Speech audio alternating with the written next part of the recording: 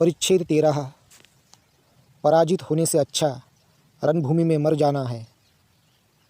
मार दिव्य पुत्र की दया, अप्राणक ध्यान दृढ़ता पूर्वक पालन करने से वशवर्ती मार दिव्य पुत्र ने सोचा, सिद्धार्थ राजकुमार तपस्वी कभी भी बुद्धत्व प्राप्त करेगा, इसमें कोई शक नहीं है।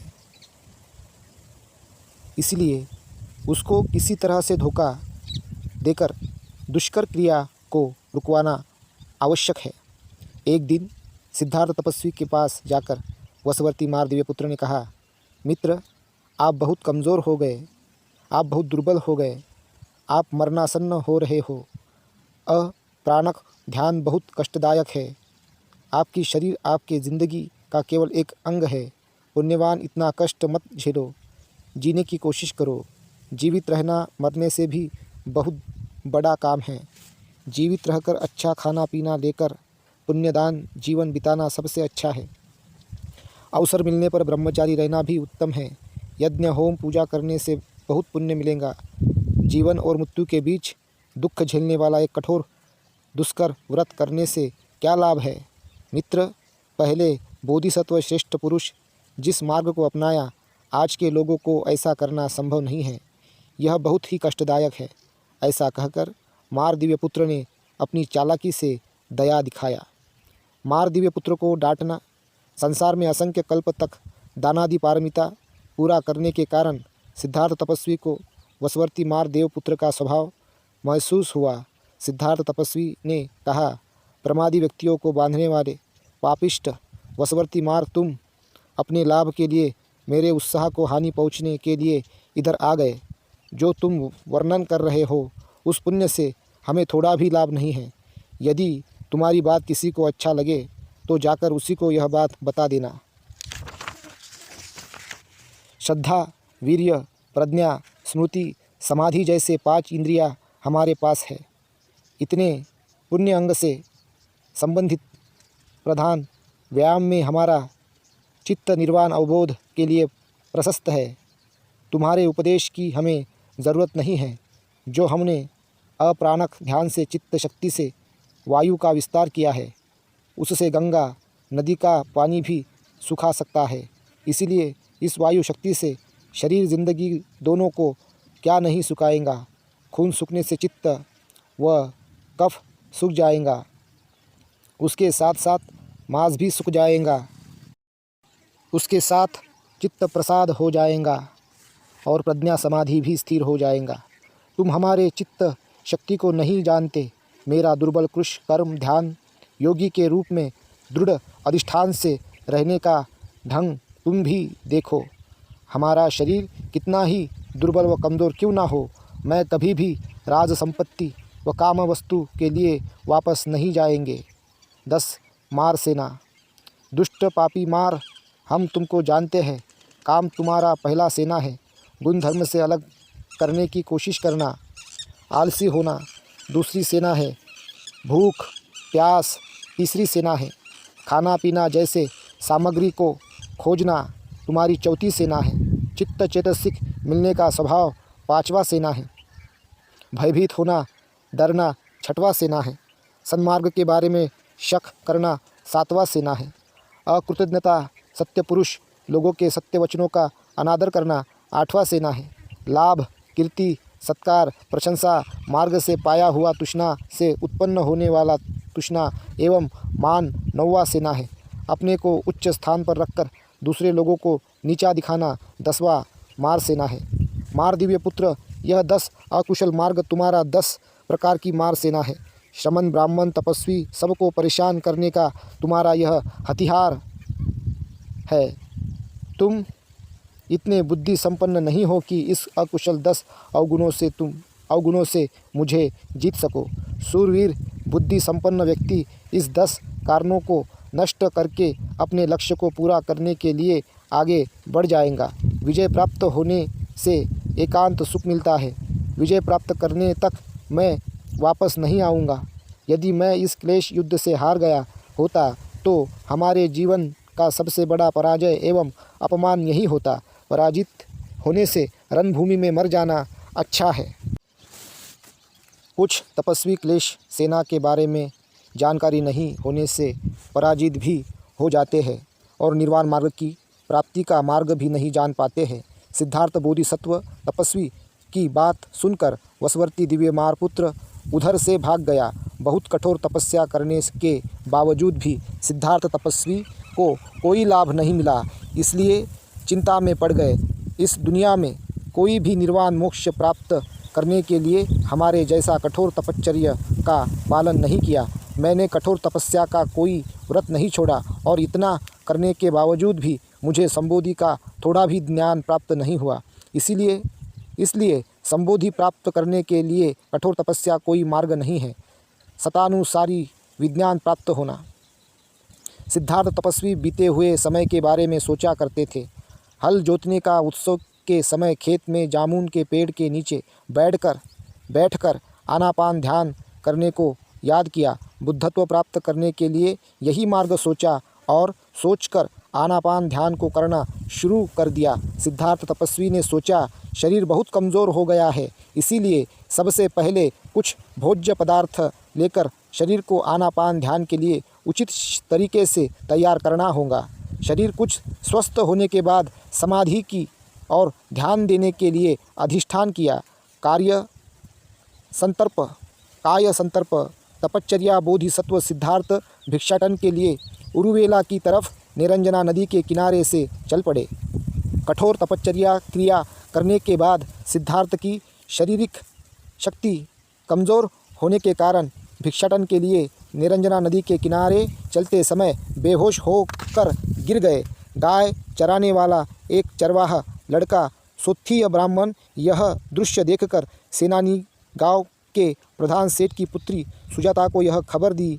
सोत्थीन के कथनानुसार सुजाता की समझ में आया, कोई सही ढंग से तपस्या करने वाला तपस्वी होगा।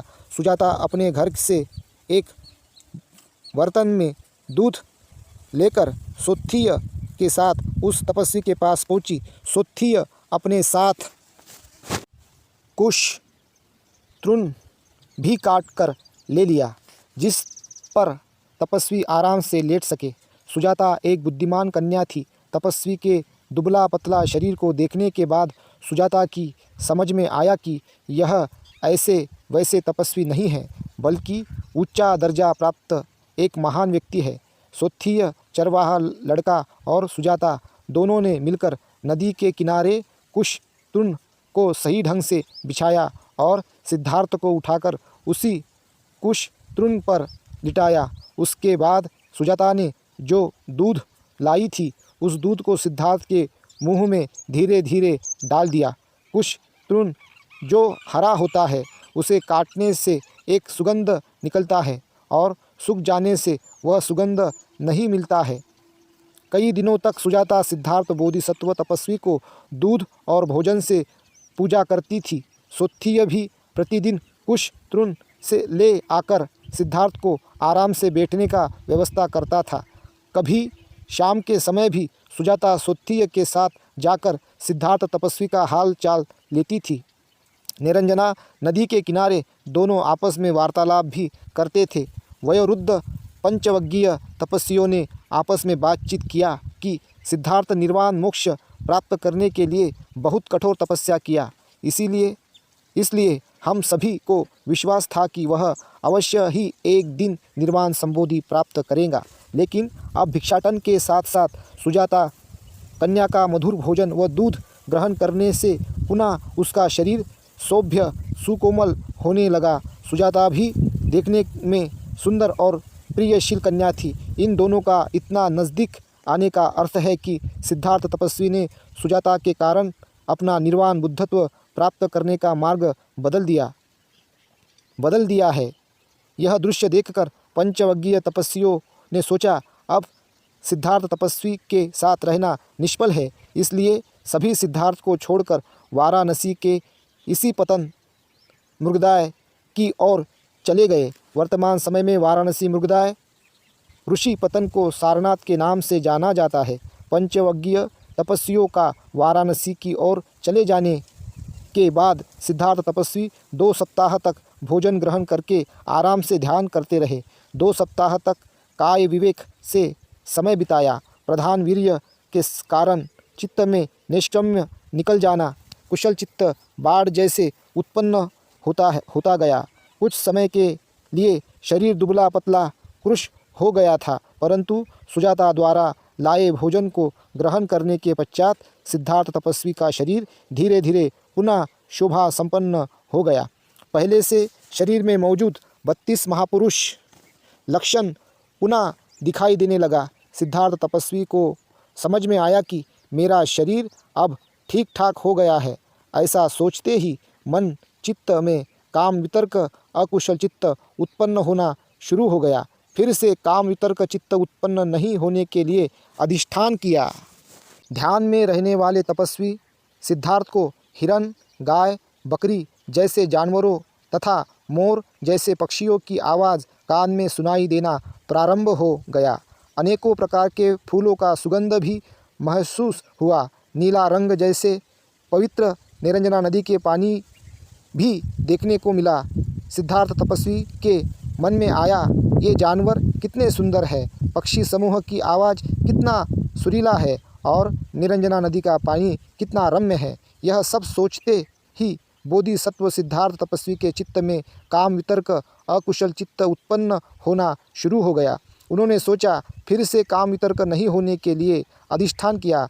अत्यधिक गर्मी, अत्यधिक शीत बार बार होने के कारण चित्त में व्यापाद वितर्क अकुशल चित्त की तरंगे आना प्रारंभ हुआ। व्यापाद वितर्क अकुशल चित्त को रोकने के लिए अधिष्ठान किया। आश्रम के आसपास टहलने से देखा कि व्याघ्र आदि क्रूर जानवर हिरन, गाय, सुअर जैसे जानवरों का शिकार करते हैं। गांव में भिक्षाटन के लिए जाते समय यह सुनाई दिया कि राजा की बगैर आज्ञा से किसी गांव वालों को कोई नौकरी नहीं मिलती थी। इसके कारण लोग परेशान थे, जिससे सिद्धार्थ बोधिसत्व तपस्वी के मन में शोक उत्पन्न हुआ। क्रूरता, अकारुणिकता, यह सब देखने सुनने से चित्त चंचल होता था। बहुत वितर्क विहीन अकुशल चित्त भी उत्पन्न नहीं होने के लिए अधिष्ठान किया। ऐसा सोचकर सिद्धार्थ बोधिसत्व ने वितर्क विहीन अकुशल व कुशल को दो भागों में बांट दिया, जैसे काम वितर्क, व्यापाद वितर्क, विहिंसा वितर्क। अकुशल पक्ष में नैष्कर्म्य वितर्क, अव्यापाद वितर्क, अविहिंसा वितर्क। कुशल पक्ष को अलग करके कुशल वितर्क आगे बढ़ाने के लिए तपश्चर्या हो गया। काम वितर्क, अकुशल वितर्क अपने लिए और दूसरों के लिए भी नुकसान पहुंचाता है, लोकोत्तर सुख के लिए भी बाधक होता है, दुख पहुंचाता है, मोक्ष निर्वाण का मार्ग में बाधक होता है। ऐसा विचार करने से सिद्धार्थ तपस्वी के चित्त से वितर्क नष्ट हो गया और अकुशल कर्म का दोष देखकर कुशल कर्म का भी शुभ पक्ष देखा। पूरे दिन और रात को तर्क वितर्क विचार में समय बिताया। आवश्यकता से अधिक चिंतित होने के कारण मूर्छित होने के कारण चित्त भी चंचल हो गया और चित्त एकाग्रता से दूर भंग हो गया। उसके बाद समापत्ति की शक्ति से सभी पीड़ा को दूर कर दिया। अकुशल वितर्क पक्ष को चित्त से हटाकर कुशल चित्त को आगे बढ़ाया। इसके साथ साथ कठोर दुष्कर किया। अथ किल मथान योग। तपश्चर्या व्रत का 6 वर्ष पूर्ण होने जा रहा था। बोधिसत्व सिद्धार्थ 6 सालों तक कठोर तपस्या किया। उस स्थान को वर्तमान समय में प्राग बोधि के नाम से जाना जाता है। ब्राह्मण लोग उस गुफा को दुर्गेश्वरी नाम दिया है। निरंजना नदी के किनारे पहाड़ श्रृंखला में वर्तमान समय में उस गुफा का स्थान देखने को मिलता है। निरंजना नदी आज से 2500 वर्ष 2500 साल पहले नीले रंग के स्वच्छ पानी भरा हुआ था, लेकिन वर्तमान समय में बारिश के मौसम में पानी देखने को मिलता है और बाकी के मौसम में केवल बालू देखने को मिलता है। इसलिए इतिहास के अनुसार वर्तमान में दिखना उचित नहीं है।